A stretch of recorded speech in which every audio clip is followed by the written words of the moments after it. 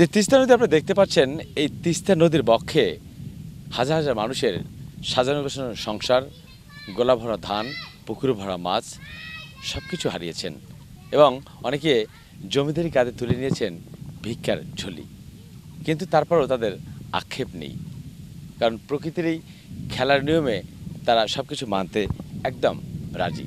কিন্তু প্রশ্ন একটাই তাদের, তারা যে তিস্তা গর্ভে সব কিছু হারিয়ে অন্যের জমিতে মাথা গোঁজার ঠাঁইটুকু নিয়েছে, সেই ঠাঁইটুকু অবশেষে নদীর গতিপথ পরিবর্তন করে গিলতে শুরু করেছে এই তিস্তা। আরে বাবা বইয়ে থাকি যাহারে অনকে বেড়া পুত নাই, দুজন মানুষ রস্ত হলে জমি জায়গা নদী নালে সবই গেল গা। বাড়িতে যে থাকবো, ঘর থাকার কোনো ক্ষমতা নাই বাবা, বাড়ি ঘর ভাঙ্গে চুরে খান চুরে গেছে গা।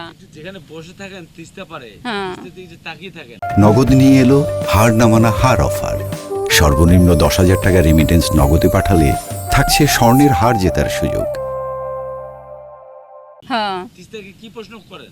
আহারে পুরুষমনে করি যাহারে আল্লাহ তুমি নিছো তুমি আমাকে থানে বহাও। ও থান যে করে দিছ, ও থান করে দিছ, থানে বহাও। আমাকে থানে না বহাইলে তো আমাকে কোনো ক্ষমতা নাই বাবা, আমরা কোনো তিস্তা কি আপনার কথা শোনে? শুনে কি শুনে না শুনে এরা কি আর হারিয়েছেন আল্লাহর কাছে পরিশ্রম করি বাবা, আল্লাহর কাছে পরিশ্রম করি। এই শীতে বইয়ে থাকি, আল্লাহর কাছে পরিশ্রম করি যে আল্লাহ তুমি তো সব হারাই দিছ। কখন যে এই শীতে বইয়ে থাকি এনকে তুমি বাড়ি ঘর গুনা জমি জায়গাগুলো উঠাইয়ে দাও বাবা। তাছাড়া তুমি যদি না দাও বাবা, তাছাড়া আমার ক্ষমতা নাই।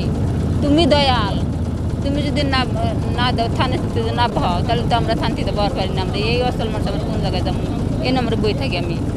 কাছাকাছি আপনার জমি জায়গা ছিল, তো আসলে তখন কি কি ছিল আপনার? তখন তো জমি জায়গা ধান চাল সবই ছিল, ঘর বাড়ি, গরু বাছুর জিনিসপাতি সবই ছিল।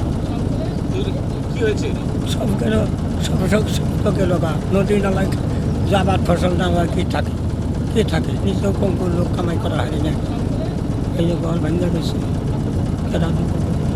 তো মনে মনে আপনার প্রশ্ন জাগে না যে আপনার এই জমিদারি কাঁধে যে এখন ভিক্ষার ঝুলি, এটা মানে কষ্ট হয় না? তিস্তাকে প্রশ্ন করতে ইচ্ছে করে না? এই তিস্তা তুমি কেন এমন করলা? হ্যাঁ, তিস্তায় নিল, হনগুঙ্গায় নিল, আবার দিব না দিব হয়ে আল্লাহ জানে।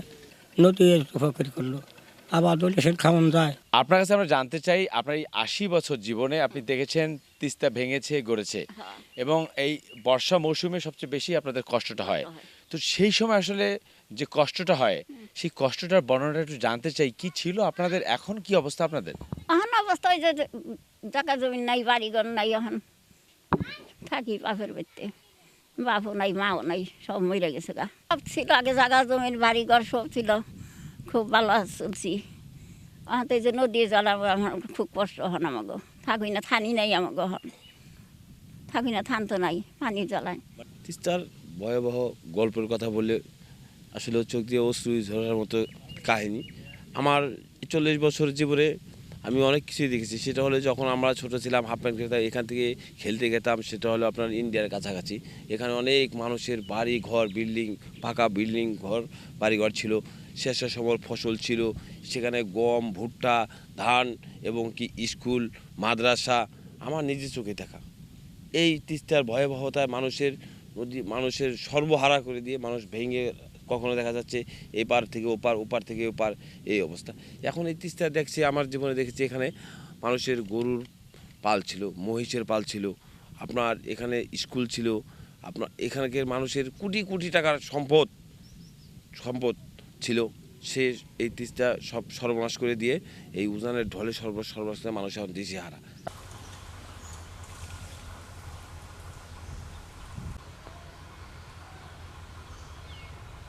আমরা খুব দুর্ভিক্ষেতে আছি। আমাকে আপনারা সহায়তা করে আমাকে খুব বাঁচান। আমরা খুব জন্য আপনাদের জন্য আমরা খুব অসুবিধায় আছি বাজান, আমাকে খুব বাঁচান আপনারা। আমরা থাকতে পারতাছি না এই জায়গায়, এখন সময়টা থাকতে পারতাছি না, খুব ভাঙ্গাচোরা করতেছে। তার জন্য আপনারা আমাকে বাঁচান। নদী ভাঙ্গাচোরা করতেছে। পানি উন্নয়ন বোর্ডের পক্ষ থেকে গেল বছর যে আর্থিক বরাদ্দ পেয়েছিল, সেই বরাদ্দটুকু দিয়ে কিন্তু বাঁধটুকু নির্মাণ করার চেষ্টা করেছিল, কিন্তু আসলে যে পরিমাণ প্রয়োজন ছিল তার চাহিদার তুলনায় খুব অপ্রতুল ছিল। তিস্তা নদীর এমন লীলা খেলা আর কতদিন চলবে? তাই সরকারের কাছে এইসব মানুষ উদারত আহ্বান জানিয়েছেন তিস্তা নদীর হাত থেকে কি তাদেরকে রক্ষা করার কোনো পরিকল্পনা কি সরকার নেবে না? এমন প্রশ্ন রেখেছেন তিস্তাপাড়ের মানুষজন। নীলফামারীর ডালিয়া তিস্তা থেকে আবু সাদপু, ওয়ান নিউজ।